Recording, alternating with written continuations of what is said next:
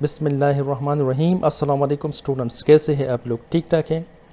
अच्छा, आज जो टॉपिक हम करेंगे वो है law of diminishing marginal utility.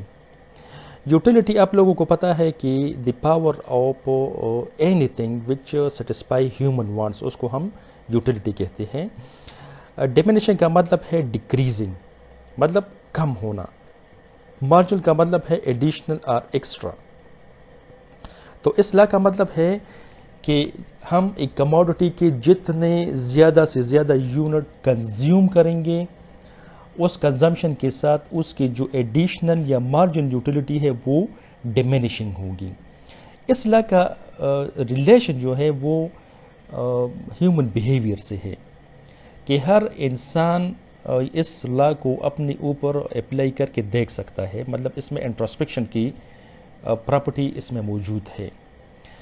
तो इसका मतलब ये हुआ कि अगर किसी कंज्यूमर के पास एक कमोडिटी की जितनी ज़्यादा मकदार होगी, उतनी ही उस कंज्यूमर के जहन में उस कमोडिटी की अहमियत कम होगी। इसका मतलब ये है कि उस कमोडिटी की मार्जिन यूटिलिटी कम होगी। इसको हम कहते हैं law of diminishing margin utility.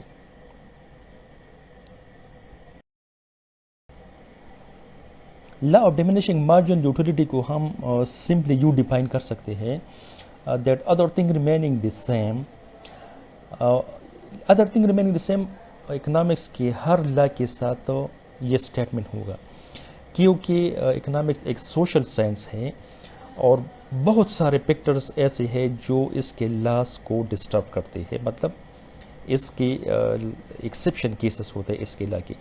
तो इसलिए हम वो अदर फैक्टर जो इस लॉ को गलत साबित करते हैं या इसके अपोजिट होते हैं, तो उसको हम इस छोटे से सेंटेंस में जमा कर लेते हैं। ठीक है? तो इसका मतलब ये है कि हम एक कमोडिटी की जितनी भी ज़्यादा से ज़्यादा यूनिट हम कंज्यूम करेंगे एक स्पेसिफिक कमोडिटी की, तो उससे हम जो यूटिलिटी डिराइव करते हैं वो डिमिनिश होगी हर कंजम्पशन के साथ। इस तरह हम एक और डिफिनीशन इसकी ये कर सकते हैं कि जितने एक कंज्यूमर के पास एक कमोडिटी का जितना स्टॉक उसके साथ इंक्रीज होता है, तो हर इंक्रीज के साथ उसके से जो एडिशनल बेनिफिट वो डिराइव करते हैं वो डिमिनिश होगा। ठीक है? ये law of diminishing margin utility की बेसिक डिफिनीशन है। Law of diminishing margin utility based on three facts. First ये है, चूंकि हमारे जो वांट्स हैं वो अनलिमिटेड है, लेकिन एक सिंगल वांट उसको हम सेटिस्फाई कर सकते हैं according to the law of diminishing margin utility, क्योंकि हम एक स्पेसिफिक कमोडिटी को कंज्यूम करेंगे और यहाँ तक कि उस कमोडिटी से हमारे जो वांट्स है वो सेटिस्फाई हो जाए। ठीक है? दूसरी बात तो ये है कि different goods are not perfect substitute. इसका मतलब ये है कि मुख्तलिफ कमोडिटी की यूटिलिटी एक दूसरे पर इन्हिसार नहीं करेगी, एक दूसरे के सब्सिट्यूट नहीं है एक कमोडिटी दूसरी की। तो जो यूटिलिटीज़ है of different commodities they are independent. ठीक है? थर्ड फैक्ट ये है कि जो मार्जिन यूटिलिटी ऑफ मनी वो कांस्टेंट रहेगी given the wealth of the consumer. मतलब यह है कि अगर हम एडिशनल मनी को कंज्यूम करेंगे तो उसकी जो यूटिलिटी है वो डिमिनिशिंग नहीं होगी। मतलब ये समझ ले कि पुअर के लिए और रिच के लिए मनी की यूटिलिटी कांस्टेंट होगी।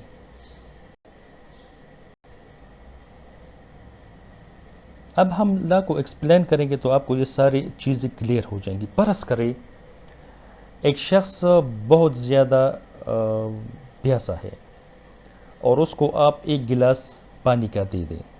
ठीक है? तो चूंकि वो बहुत प्यासा है, फर्स्ट गिलास उसको बहुत ज़्यादा सेटिस्फेक्शन और प्लेजर उसको देगा।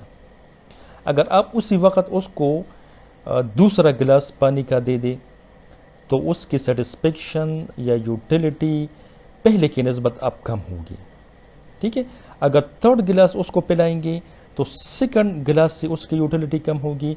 अगर वो more units of the same commodity consume करेगा तो ये पॉसिबल है कि उसके लिए उस कमोडिटी में यूटिलिटी ज़ीरो हो जाए, या अगर वो मज़ीद इसको कंज्यूम करे तो हो सकता है कि इस कमोडिटी में उसके लिए यूटिलिटी नेगेटिव हो जाए या ये डिस यूटिलिटी में कन्वर्ट हो जाए।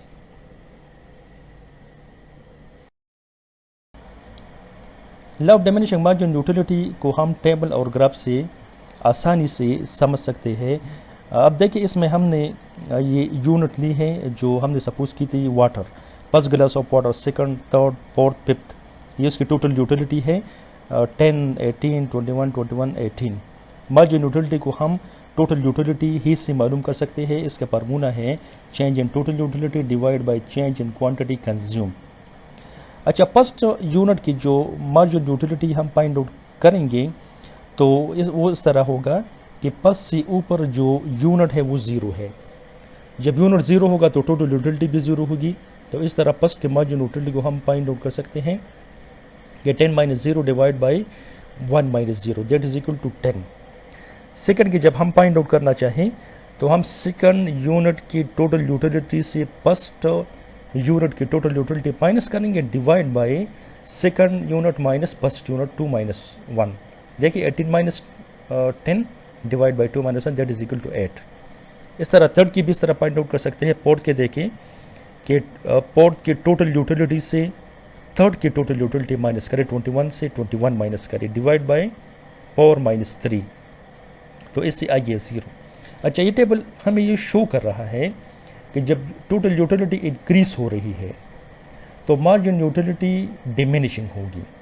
ठीक है, जब टोटल यूटिलिटी मैक्सिमम पर पहुंच जाए तो ये देखिए मार्जिन यूटिलिटी 0 के बराबर हो जाएगी, और जब टोटल यूटिलिटी डिमिनिशिंग हो रही हो तो मार्जिन यूटिलिटी नेगेटिव में कन्वर्ट हो जाती है। मतलब ये है कि -3 का मतलब है डिस यूटिलिटी और नेगेटिव यूटिलिटी, जो बेनिफिट के बजाय ये कंज्यूमर के लिए नुकसानदेह है। इसको हम ग्राफ में देखते हैं। एक्स एक्सिस पर हम यूनिट्स ऑफ कमोडिटी ले लेते हैं 1 2 3 अप टू 5 जो वाटर हमने ली है, और जो वाई एक्सिस है इस पर हमने मार्जिन यूटिलिटी ली। ये देखिए कि क्वांटिटी कंजम्पशन और मार्जिन यूटिलिटी के दरमियान रिलेशन नेगेटिव है। ये ग्राफ नेगेटिव जा रहा है।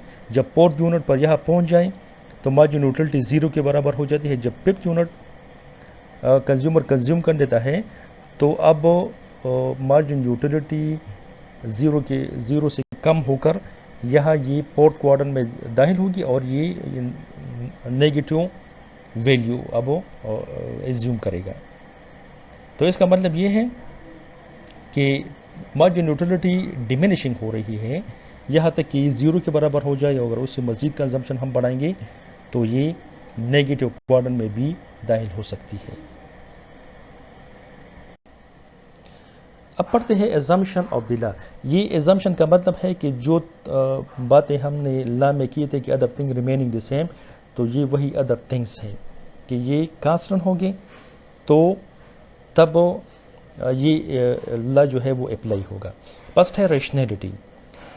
रेशनैलिटी का मतलब है कि consumer will maximise his satisfaction और यूटिलिटी। इसका मतलब ये है कि वो ऐसी कमोडिटी को चूज़ करेगा जिसकी यूटिलिटी दूसरी कमोडिटी की यूटिलिटी से ज़्यादा होगा। इसका मतलब ये है कि more will be preferred to less, या हम ये कह सकते हैं कि मोर इज़ बेटर।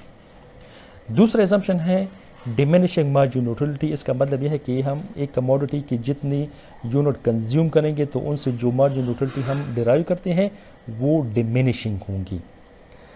थर्ड, इसका एजम्पशन यह है कि यूटिलिटीज़ आर इंडिपेंडेंट। मतलब ये है कि मुख्तलिफ कमोडिटीज़ की यूटिलिटी एक दूसरे पर इन्हिसार नहीं करेंगी। एक कमोडिटी को आप कंज्यूम करेंगे तो उसका दूसरी कमोडिटी की कंजम्पशन से कोई ताल्लुक़ नहीं है।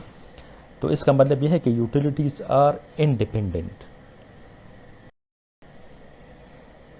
इसकी फोर एजम्पशन है कंजम्पशन टू बी कंटिन्यूस। मतलब ये है कि अगर कंज्यूमर सेम कमोडिटी की मुख्तलिफ यूनिट कंज्यूम कर रहा है तो उसमें कोई इंटरवल नहीं होगा। इसका मतलब ये है कि ऐसा नहीं होगा कि एक यूनिट आप अभी पिला दे, 1-2 घंटे के बाद पिला दे, फिर तीसरा 3 घंटे के बाद पिला दे, तो उस पर ये लॉ अप्लाई नहीं होगा।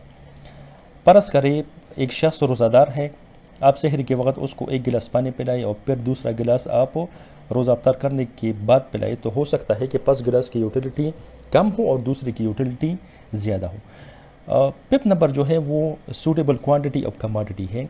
जो कमोडिटी कंज्यूमर कंज्यूम कर रहा है उसके यूनिट सूटेबल होंगे, मतलब एक रोटी इस तरह, 1 एप्पल, 1 मैंगो, 1 ऑरेंज, इस तरह 1 गिलास ऑफ वाटर।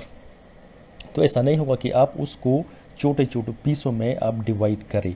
तो हो सकता है कि आप जो छोटी पीस में डिवाइड करेंगे, अगर आप कंज्यूमर को पानी गिलास के बजाय एक चम्मच में पिला दे या उसको ड्रॉप्स पिला दे, तो 5 ड्रॉप की या 5 चम्मच की यूटिलिटी हो सकता है कम हो, दूसरे की चम्मच या दूसरे ड्रॉप की यूटिलिटी ज़्यादा हो। 6 नंबर है कि कंज्यूमर का जो करेक्टर है वो चेंज नहीं होगा। अगर कंज्यूमर का करेक्टर चेंज हो गया और उन्होंने एक ऐसे कमोडिटी के लिए अपनी जो टेस्ट है वो डेवलप की, परस करी वाइन के लिए उसने अपनी टेस्ट डेवलप की, तो फिर उस कमोडिटी की वो जितनी ज़्यादा यूनिट कंज्यूम करेगा उतनी ही उसको सेटिस्फेक्शन ज़्यादा मिलेगी। मतलब जो इंटॉक्सिकेंट है, तो अगर आप एक शख्स जो शराब पी रहा है उसको आप जितना ज़्यादा पिलाएंगे उतना ही उसकी यूटिलिटी में इजाफा होगा। इस तरह अगला है no change in fashion custom taste. अगर कस्टम पेशन वगैरह में चेंज आएगी तो इस पर भी आप law of diminishing margin utility आप अप्लाई नहीं कर सकते। मतलब यह है कि अगर पेशन चेंज हो गया और या कस्टम चेंज हो गया, ट्रेडिशन चेंज हो गया, तो उस सिचुएशन में अगर कंज्यूमर उस कमोडिटी को जो नया पेशन है उसको जितना ज़्यादा वो कंज्यूम करेगा उतनी ही उसकी यूटिलिटी में भी इजाफा होगा। लास्ट है अगर कमोडिटी की प्राइस चेंज हो जाए, ठीक है, प्राइस में चेंज नहीं होगा, अगर प्राइस चेंज हो जाए तो इससे भी कंज्यूमर को जो कमोडिटी जिसकी प्राइस कम हुई है उससे सेटिस्फेक्शन उसको ज़्यादा मिलेगी, जिसकी प्राइस ज़्यादा हुई है उससे उसको सेटिस्फेक्शन कम मिलेगी। ये थे इसके लाइक एजम्पशन।